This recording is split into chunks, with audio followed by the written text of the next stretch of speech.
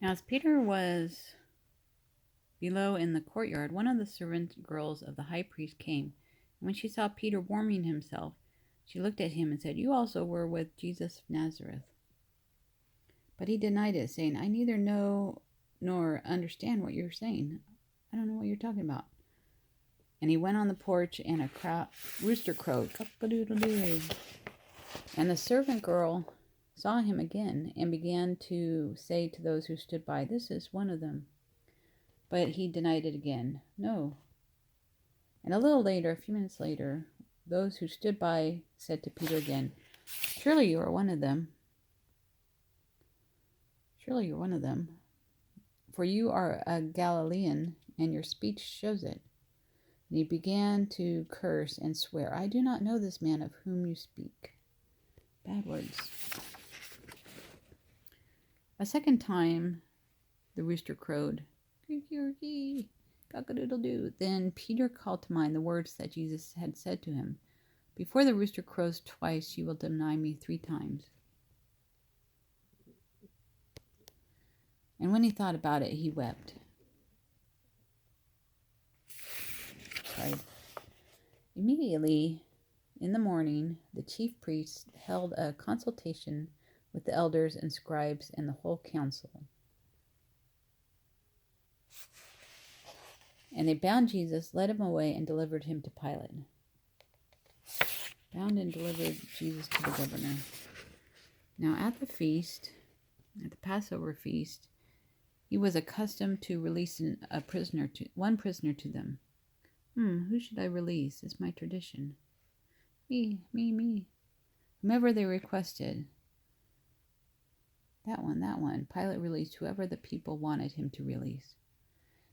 And there was one named Barabbas who was chained with his fellow rebels. Barabbas and his fellow rebels. They had committed murder in the rebellion. They had killed someone. Then the multitude, crying aloud, began to ask him to do just as he had always done for them. "Do as you usually do for us." Okay. But Pilate answered them, saying, "Do you want me to release to you the king of the Jews?" For he knew that the chief priests had handed him over because of envy. They turned him over due to jealousy, the chief priests. "Do you want Jesus?" he said to the people. Or the chief priests, I'm not sure. But the chief priests stirred up the crowd. The priests moved the people so that he should rather release Barabbas to them. Release Jesus or Barabbas? Let Barabbas go. The people. Pilate answered and said to them again, "What then do you want me to do with him who you call the King of the Jews?" So they cried out again, "Crucify him." "What do you want me to do with Jesus, or him who you called the King of the Jews?" Then Pilate said to them, What evil has he done? What's he done?" But they cried out all the more, "Crucify him." So Pilate, wanting to gratify the crowd, Pilate is a people pleaser. "Whatever you want me to do, I'll do." "Release Barabbas to them. You're free." And he delivered Jesus after he had scourged him. Jesus was whipped. He delivered him to be crucified. Then the soldiers led him away into the hall called Praetorium. And they called together the whole garrison. And they clothed him with purple. And they twisted a crown of thorns and put it on his head.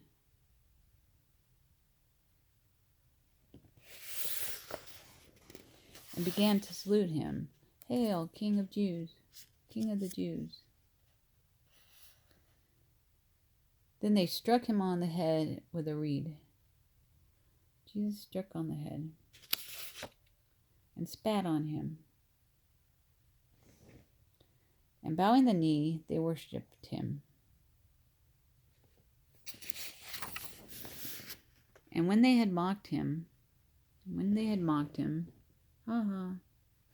mocking, then they took the purple off him put his own clothes on him, Jesus' own clothes, and led him out to crucify him.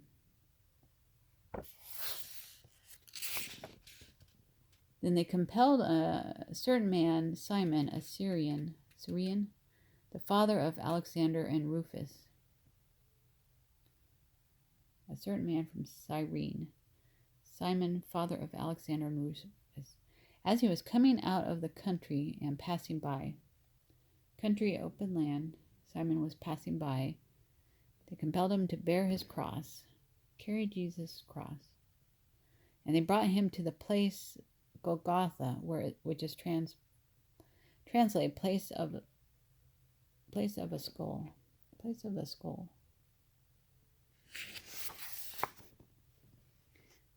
And they gave him wine mingled with myrrh to drink. Here, this will help you feel the pain, but he did not take it. Seems like I skipped a page. Okay. But he did not take it. Wine and myrrh, no. And when they crucified him, they divided his garments, casting lots for them to determine what every man would take. They gambled for his clothes. You get his shoes.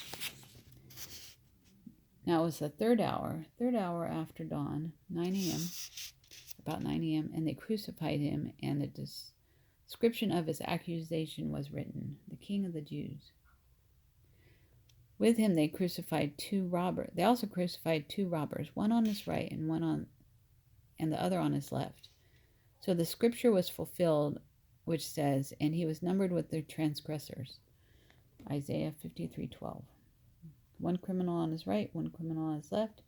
He was counted with the criminals. And those who passed by blasphemed him, wagging their heads and saying, "Aha, you who destroyed the temple and built it in 3 days." Jesus was going to destroy the temple and rebuild it in 3 days. Save yourself and come down from the cross. Jesus, save yourself. Come down. Likewise, the chief priests also, mocking among themselves with the scribes, said, "He saved others, himself he cannot save. Salvation to others, but he cannot save himself. Let the Christ, the King of Israel, descend now from the cross, that we may see and believe." Let Christ come down now so we can see and believe. Come on. Even those who were crucified with him reviled him. They heaped insults on him. Revile insults. Now when the 6th hour had come, there was darkness over the whole land until the 9th hour. Darkness over the whole land, 12 to 3. And at the 9th hour, Jesus cried out with a loud voice, saying, "Eloi, Eloi, lema sabachthani," which means, my God, why have you forsaken me?" In Psalms 22. God abandoned Jesus? Some of those who stood by when they heard that said, "Look, he is calling out to Elijah." Elijah. Listen, he's calling Elijah. Someone ran, filled a sponge with wine vinegar, put it on a staff, and offered it to Jesus to drink. "Now leave him alone. Let's see if Elijah comes to take him down," he said. Elijah take Jesus down? And Jesus cried out with a loud voice and breathed his last. Loud cry, last breath. Then the veil of the temple was torn in two from top to bottom. So when the centurion who stood opposite him the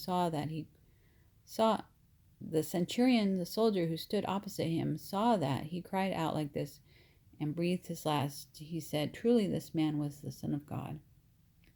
Cry of anguish and last breath. When the centurion who stood opposite him saw that he cried out like this and breathed his last, he said, "Truly this man was the Son of God."